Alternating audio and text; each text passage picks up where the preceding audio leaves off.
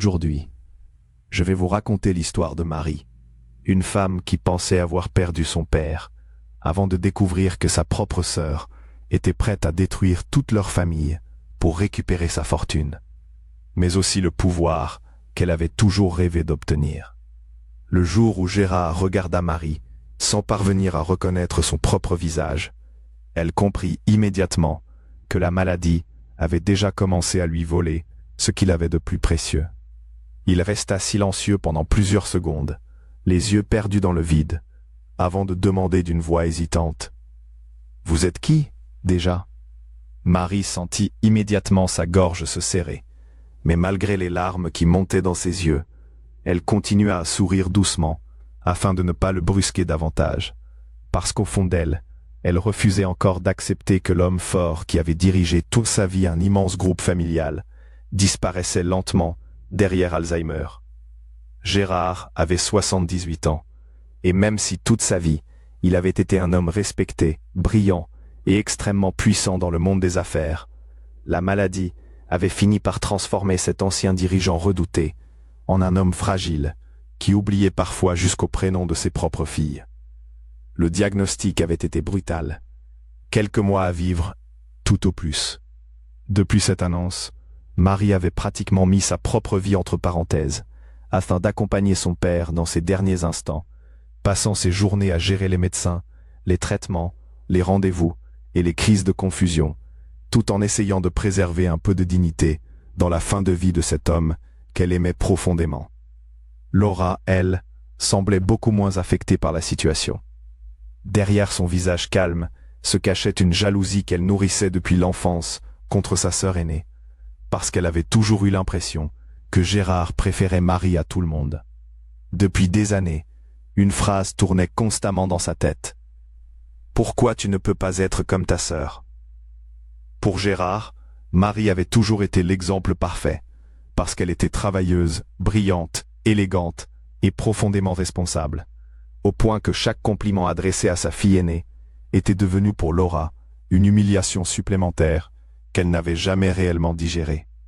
Avec le temps, cette frustration avait fini par se transformer en obsession, au point que Laura ne supportait plus l'idée que sa sœur puisse encore récupérer une partie de la fortune familiale, après avoir déjà reçu toute l'admiration de leur père. Mais il n'y avait pas seulement l'argent. Il y avait aussi l'entreprise familiale. Un immense groupe construit par Gérard pendant plus de 40 ans et dont le conseil d'administration devait bientôt désigner un nouveau directeur général après sa mort. Laura rêvait secrètement de ce poste depuis des années. Enfin, elle allait pouvoir sortir de l'ombre. Enfin, elle allait être celle qu'on admire. Alors, lorsqu'elle comprit que la maladie de son père empirait rapidement, elle décida qu'elle ne laisserait absolument rien à Marie. Ni l'héritage, ni l'entreprise, ni le pouvoir. Elle contacta discrètement un ami avocat afin de préparer un faux document de donation, lui transférant l'intégralité de la fortune familiale. Et comme elle savait parfaitement qu'un contrat signé après le diagnostic d'Alzheimer pourrait être contesté, elle eut l'idée de le faire antidater, afin qu'il paraisse avoir été signé bien avant la maladie. Tout était calculé. Le jour où elle entra dans la chambre de Gérard, avec les papiers dans les mains, son père semblait particulièrement désorienté. « Papa, Marie m'a demandé de te faire signer ça. C'est juste une formalité pour les sociétés du groupe. » Gérard leva les yeux vers elle avec fatigue, incapable de réellement comprendre ce qu'il lisait. Puis il prit lentement le stylo, avant de signer sans poser la moindre question. À cet instant précis, Laura venait de voler toute la fortune de sa propre famille. Et lorsqu'elle quitta la chambre quelques secondes plus tard, elle ressentit une immense satisfaction en réalisant à quel point son plan avait été simple à exécuter. À partir de ce moment-là, elle sembla progressivement beaucoup moins impliquée dans l'état de santé de son père, comme si tout ce qui l'intéressait désormais avait déjà été sécurisé. Quelques semaines plus tard, Gérard mourut. Pour Marie, ce fut un effondrement absolu. Pendant les funérailles, elle avait l'impression que chaque regard, chaque souvenir et chaque silence lui arrachait une partie d'elle-même, parce qu'elle comprenait qu'elle venait de perdre le dernier pilier de sa vie. Laura, en revanche, resta étonnamment froide pendant toute la cérémonie. au point que plusieurs personnes présentes furent mal à l'aise devant son absence totale d'émotion. Marie pensa simplement que sa sœur vivait son deuil différemment, mais elle était encore loin d'imaginer la vérité. Quelques jours plus tard, l'avocat de la famille arriva à la maison afin de parler officiellement de la succession. L'atmosphère était lourde. Marie était encore épuisée par le deuil lorsque Laura interrompit brutalement la réunion avant même qu'elle ne commence réellement. Ça ne sert à rien de parler de partage. Papa m'a tout donné. Puis elle sortit calmement le document de donation. L'avocat examina les papiers pendant plusieurs longues secondes avant de relever finalement les yeux. Le document semble valide. Marie sentit immédiatement le sol se dérober sous ses pieds. Ce n'est pas possible. Papa était malade. Laura répondit aussitôt, avec un calme glacial, que le document datait d'une période où Gérard était encore officiellement lucide. Puis elle ajouta que la maison, l'argent et l'ensemble des parts de l'entreprise lui appartenaient désormais totalement, avant de demander à sa sœur de préparer ses affaires et de quitter les lieux. Marie resta figée. Elle avait l'impression d'étouffer. Puis elle sortit brusquement de la maison en courant, incapable de retenir ses larmes, tandis que les souvenirs de toute sa vie défilaient brutalement dans son esprit. Lorsqu'elle s'effondra finalement à l'extérieur, une main douce se posa lentement sur son épaule. C'était Sylvia, la femme de ménage de la famille, une femme discrète qui travaillait auprès de Gérard depuis des années et qui connaissait probablement cette famille mieux que personne. « Viens avec moi, Marie. » Sa voix était calme, rassurante. Marie la suivit jusqu'à la cuisine, encore incapable de reprendre son souffle. Puis Sylvia ouvrit lentement un vieux tiroir avant d'en sortir une petite puce électronique qu'elle posa devant elle. « Quand ton père a appris sa maladie, il m'a demandé d'installer une caméra discrète dans sa chambre afin qu'il puisse revoir certaines scènes le soir pour lutter contre Alzheimer. » Marie fronça les sourcils. Puis Sylvia ajouta doucement. « Un soir, il a vu Laura lui faire signer les documents. Et il a compris. Il avait peur pour toi, Marie. Et il m'a demandé de garder soigneusement cet enregistrement, au cas où elle irait jusqu'au bout de son plan. » À cet instant, quelque chose changea dans le regard de Marie.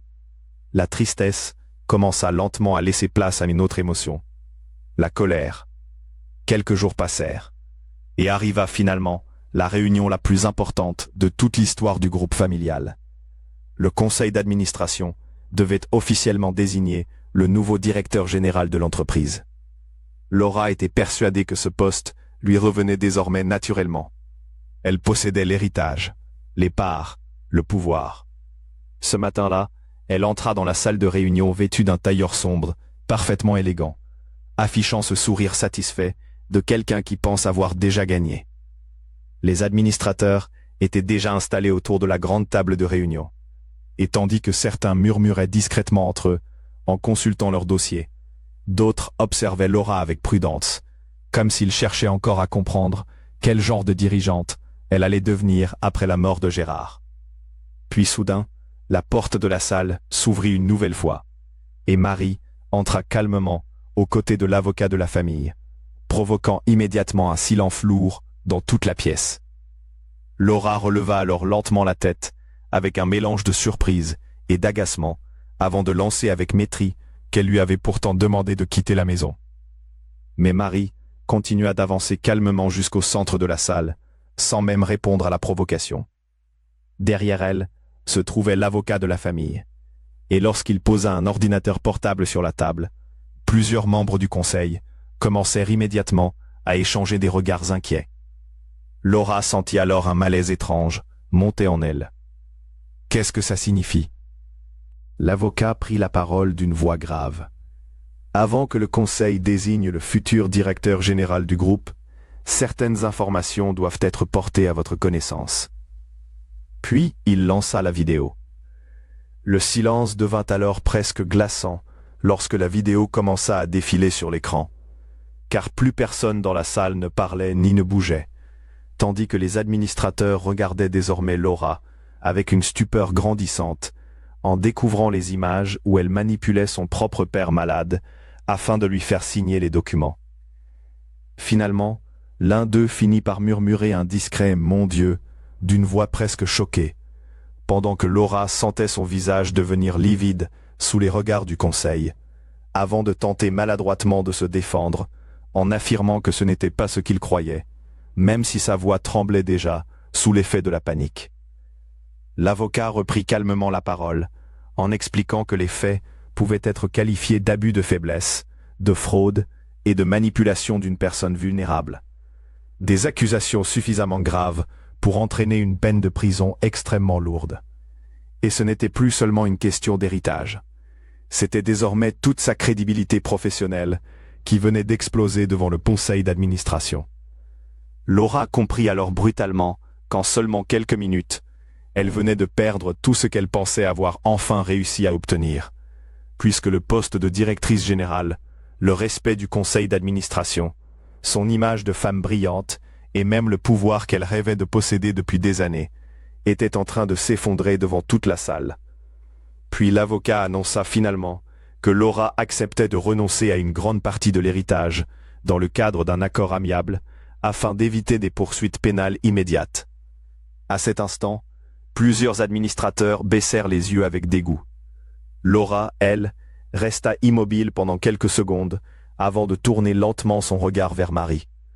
On pouvait y voir de la haine, mais aussi quelque chose de plus fort encore. L'humiliation. Parce que pour la première fois de sa vie, c'était elle qui venait d'être écrasée devant tout le monde. Finalement, elle se leva brusquement, avant de murmurer d'une voix tremblante « Je ne te pardonnerai jamais. Tu m'as volé ma vie. » Puis elle quitta la salle, sous les regards silencieux des membres du conseil. Marie resta immobile pendant quelques secondes après son départ. Elle ne ressentait même plus de colère, seulement une immense fatigue. Et au fond d'elle, une tristesse profonde en réalisant qu'une famille entière venait d'être détruite par la jalousie et l'obsession du pouvoir. Quelques semaines plus tard, le conseil d'administration proposa officiellement à Marie de reprendre la direction du groupe familial. Mais contrairement à Laura, elle accepta ce poste avec humilité, consciente qu'elle ne devait pas seulement sauver une entreprise. Elle devait aussi reconstruire ce qu'il restait de l'héritage moral de son père. Et vous, à la place de Marie, auriez-vous humilié votre propre sœur publiquement pour rétablir la vérité? Ou auriez-vous réglé cette histoire dans le silence?